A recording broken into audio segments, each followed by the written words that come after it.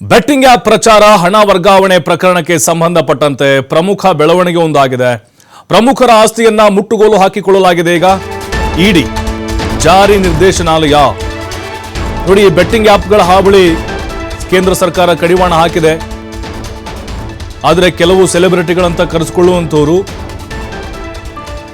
ಇದರ ಪ್ರಮೋಷನ್ ಅನ್ನ ಮಾಡಿ ಅವರು ಲಾಭವನ್ನು ಮಾಡಿಕೊಂಡು ಪಾಪ ಜನರಿಗೆ ಎಷ್ಟೋ ಜನ ಮನೆ ಮಠ ಕಳ್ಕೊಂಡ್ರು, ಸೂಸೈಡ್ ಮಾಡಿಕೊಂಡ್ರು.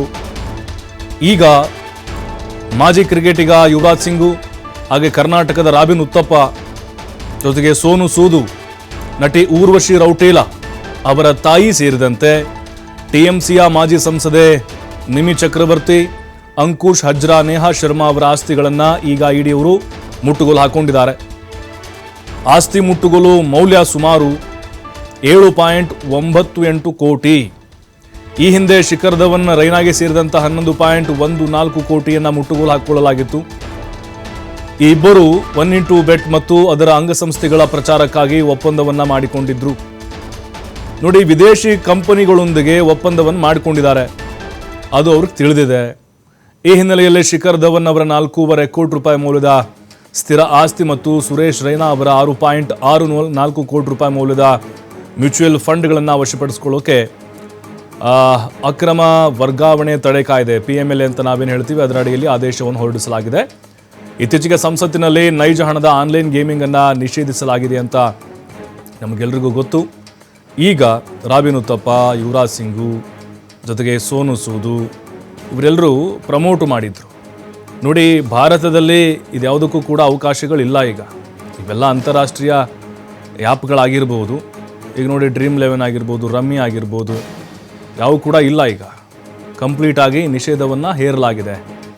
ಆದರೆ ಇವರೆಲ್ಲರೂ ಕೂಡ ವಿದೇಶಗಳಿಂದ ಹಣ ಇವರ ಅಕೌಂಟ್ಗಳಿಗೆ ಬಂದು ಬಿದ್ದಿತ್ತು ಮತ್ತು ಒಪ್ಪಂದವನ್ನು ಮಾಡಿಕೊಂಡಿದ್ರು. ಈ ಪ್ರಕರಣದ ಮೌಲ್ಯ ಒಟ್ಟು 1000 ಕೋಟಿಗಿಂತ ಹೆಚ್ಚು ಅಂತ ಇಡಿ ಅಂದಾಜನ್ನು ಮಾಡಿದೆ. ಪ್ರಕರಣದ ತನಿಖೆಯ ಭಾಗವಾಗಿ ಈ ಸ್ವತ್ತುಗಳನ್ನು PMLA ಅಡಿಯಲ್ಲಿ ಮುಟ್ಟುಗೋಲು ಹಾಕಿಕೊಳ್ಳಲಾಗಿದೆ ಅಂತ ವರದಿಯಾಗಿದೆ. ನೋಡಿ, ಈಗ ರೌಟೇಲಾ ಅವ್ರ ತಾಯಿ ಅಂಕುಶ್ ಹಜ್ರಾ ಆಗಿರ್ಬೋದು, ಜೊತೆಗೆ TMCಯ ಮಾಜಿ ಸಂಸದೆ ಮಿಮಿ ಚಕ್ರವರ್ತಿ, ಹಾಗೆ ನೇಹಾ ಶರ್ಮಾ ಇವರೆಲ್ಲರ ಆಸ್ತಿಯನ್ನು ಮುಟ್ಟುಗೋಲು ಹಾಕಿಕೊಳ್ಳಲಾಗಿದೆ. ಯಾಕಂತ ಹೇಳಿದ್ರೆ ನೋಡಿ, ನಮ್ಮ ಭಾರತದಲ್ಲಿ ಪ್ರತಿ ವರ್ಷ 22,000 ಕೋಟಿಯನ್ನು ಜನ ಕಳ್ಕೊಳ್ತಾ ಇದ್ರಂತೆ ಈ ಆನ್ಲೈನ್ ಬೆಟ್ಟಿಂಗ್ ಆ್ಯಪ್ಗಳಿಂದ. ಸುಮಾರು ಒಂದು 45 ಕೋಟಿ ಜನ ಬಳಕೆದಾರರು.